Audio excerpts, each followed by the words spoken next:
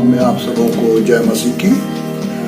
अब हम जब पिछली बार प्रकाशित वाक्य एक एक से अंत करके अब आज फिर शुरू कर रहे हैं और इसके पहले बाब की पहली आयत में लिखा हुआ है, यीशु मसीह का प्रकाशित वाक्य जो उसे परमेश्वर ने इसलिए दिया कि अपने दासों को वही बातें जिनका शीघ्र होना अवश्य दिखाएं, और उसने अपने स्वर्गदूत को भेजकर उसके द्वारा अपने दास यूहन्ना को बताया। यीशु मसीह का प्रकाशित वाक्य। जब अपन मत्ती 24 में चलते हैं तो उसकी पहली आयत में लिखा हुआ है कि चेलों ने यह पूछा था कि हे गुरु, ये अंतिम दिन कब आएंगे। बहुत अच्छा क्वेश्चन था। यीशु मसीह ने लूका 21 में बहुत प्यारे तरीके से समझाया कि क्या क्या चिन्ह होंगे, और उसमें उन्होंने जो सबसे प्यारी बात बताई थी वो थी कि अंत के दिनों में, अंत होने से पहले यरूशलेम के विनाश की भविष्यवाणी की थी उन्होंने, और कहा था जब तुम यरूशलेम को सेनाओं से घिरा हुआ देखो तो जान लेना कि उसका उजड़ जाना निकट है, और तब जो यहूदिया में हो वे पहाड़ों पे भाग जाएं, और जो यरूशलेम के भीतर हो वो बाहर निकल जाएं, और जो गांव में हो वो उसमें से अब गांव में ना जाएं। ये सारा सन 70 में यानी AD 70 में पूरा हो गया।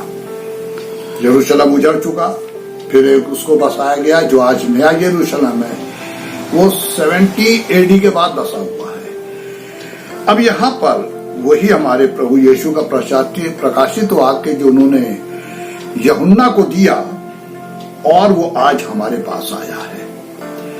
परमेश्वर ने यीशु मसीह को दिखाया कि अंत के दिनों में क्या क्या होगा।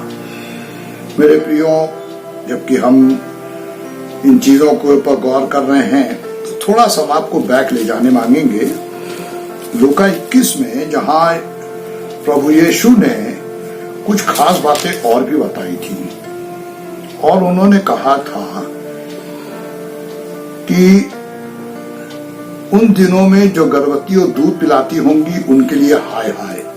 आज जबकि महामारी फैली हुई है, जो बच्चे पैदा हो रहे हैं वो भी कोरोना से अफेक्टेड हो रहे हैं, और जो दूध पिला रही उनको भी कोरोना है। अब यहाँ क्या लिखा है, उन दिनों में जो गर्भवती और दूध पिलाती होंगी उनके लिए हाय हाय, क्योंकि देश में बड़ा क्लेश और सारे लोगों पर बड़ा प्रकोप।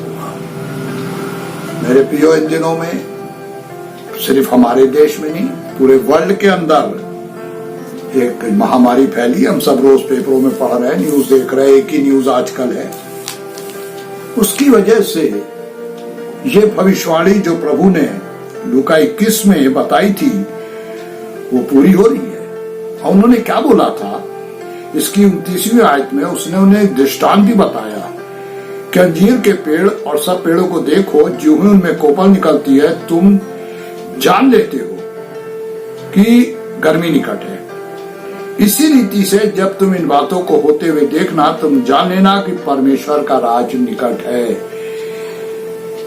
प्रभु यीशु ने बिल्कुल क्लियर बता दिया है, और मैं तुमसे सच सच कहता हूं कि जब तक ये सब बातें ना हो ले तब तक इस पीढ़ी का कदापि अंत ना होगा। आकाश और पृथ्वी टल जाएंगे परंतु मेरी बातें नहीं टलेंगी। यही प्रकाशित वाक्य परमेश्वर ने यीशु मसीह को दिया, यीशु मसीह ने यूहन्ना को दिया, आज हम लोगों के पास है, और हम इन अंतिम दिनों में इन चीजों के ऊपर गौर कर रहे हैं, देख रहे हैं। और सबसे बड़ी बात यह है हमारे जीवन के लिए कि कौन कब इसकी चपेट में आ जा रहा पता ही नहीं चल रहा है। मेरे प्रियो, परमेश्वर का वायदा उनके लोगों के लिए है, तो परमेश्वर ने हमसे कहा क्या है इन अंतिम दिनों के बारे में जो बोला, तो उसमें एक चेतावनी दी और हमको गाइड किया है। इसकी 34वीं आयत में लिखा, इसलिए सावधान रहो, ऐसा ना हो कि तुम्हारे मन खुमार, मतवालेपन और इस जीवन की चिंताओं से सुस्त हो जाएं। अब हमारे सामने 3 चीजें हैं। खुमार, पैसे का खुमार आजकल है लोगों को, एंटरटेनमेंट का खुमार है, मतवालापन, अभी सबको मालूम है बेइंतहा शराबे भी की, लोग मतवाले हो रहे हैं, और जीवन की चिंताएं, ये सबसे भयानक चीज है। हर आदमी आज अपने भविष्य को लेकर चिंतित है अभी अपन न्यूज पढ़ रहे हैं, सारे बेचारे लेबर भाग के अपने अपने शहरों के लिए जा रहे हैं। चिंता है, उनको भी चिंता थी हमारा भविष्य क्या है। आज हर मनुष्य जिस चीज से परेशान है वो चिंता। लेकिन मेरे प्रियो, मत्ती 6:30 में यीशु मसीह ने क्या कहा था? तुम किसी बात की चिंता मत करना। और उन्होंने एग्जाम्पल दिया कि आकाश के पक्षियों को देखो, घास को देखो, कौन खिलाता देता है। जब वो इस्राएली कौम को, जो नियर अबाउट 30 लाख थी, 30 लाख के आसपास थे, वो 40 साल तक उन्होंने आसमान से मन्ना खिलाया, भोजन खिलाया, बटेरे खिलाई, क्या हमें नहीं खिलाएंगे? लेकिन आज चिंताओं ने बढ़ा रखा है हर चीज को। छोटे बच्चों के चश्मे लग गए, कितनी अजीब सी बात है। बाल सफेद होने लग गए लोगों के, उम्र हुई नहीं है। सबके पीछे सिर्फ एक कारण है, चिंता। और हमारे प्रभु ने पहले पतरस 5:7 में क्या कहा था? अपनी सारी चिंता उसी पे डाल दो, उसे तुम्हारी सोच और फिक्र है। लेकिन हमारी प्रॉब्लम यह है कि हम सब चीजों को पूरा होता हो तो देख रहे हैं अंत के दिनों में, लेकिन अपनी चिंताओं के लिए खुद ही घूम रहे हैं। दुआ करते हैं, कहते हैं प्रभु अपनी चिंता आपको दे रहे हैं, और इतना आमीन कह के हम जब वापिस आते हैं हमारी चिंताएं हमारे साथ हैं। जब आपने दिया ही नहीं तो प्रभु यीशु उठाएंगे क्या? मेरे प्रियो, अगर हम लोग पतरस के ऊपर गौर करें जो जेल में था, प्रेरितों के काम के 12वें आयत में, तो वहां पतरस क्या कर रहा था? लिखा है 4 जंजीरों से 4 पहरों के बीच में सो रहा था। उसे नहीं मालूम कल उसकी गर्दन कड़ी आएगी, उसको चिंता ही नहीं थी। क्यों? कि प्रभु यीशु ने क्या कहा था?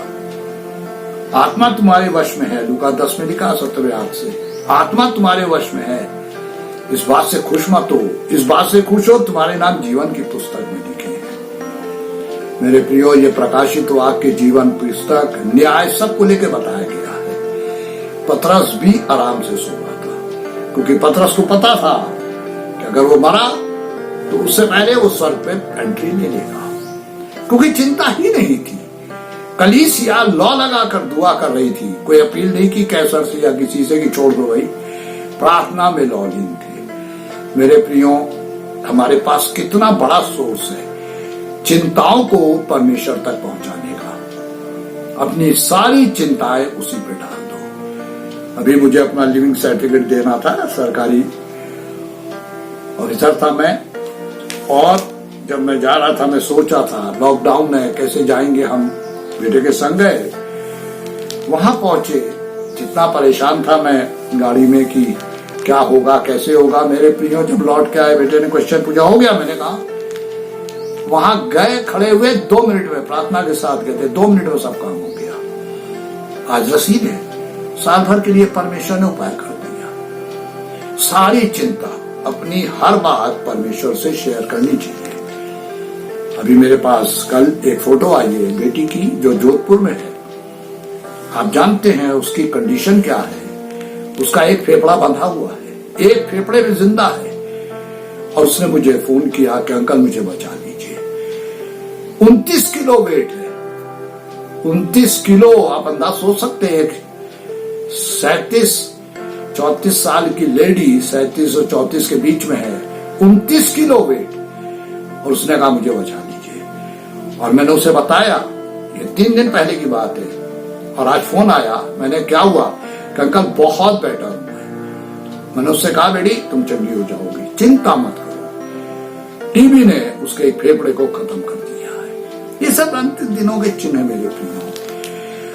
लेकिन हम एक बात सिर्फ आपके साथ आज जो शेयर करना चाहते हैं कि जब ये सब चीजें होते हुए देख रहे हैं ना, हमें बस एक बात अब जीवन में जो आगे लेके चलनी है वो है अपनी सारी चिंता उसी पर डाल दो। परमेश्वर हमें देख रहे हैं, यीशु मसीह हमारे संग है। उन्होंने कहा जो तुम में है वो उससे बड़ा है जो बाहर है। पहला यूहन्ना 4:4 में लिखा है कि जो तुम में है वो उससे बड़ा है जो बाहर है। बाहर कोरोना है, यीशु मसीह अंदर है, हम बड़े हो गए ना। बाहर महामारी है, यीशु मसीह अंदर, हम बड़े हो गए ना। बाहर कुछ भी हो, यीशु मसीह अंदर है, हम बड़े हैं। मेरे प्रियो, जिसने यीशु मसीह को स्वीकार किया वो आज उनके जीवन में है, वो उनके संग काम करना चाहते हैं। अपनी सारी चिंता अपने प्रभु को दे दीजिए और वो आपके सारे बोझों को उठा लेंगे। और देखिए कैसे परमेश्वर अद्भुत तरीके से हर बात में सहायता करेंगे। आज इसी शुभ संदेश के साथ आप सबों को परमेश्वर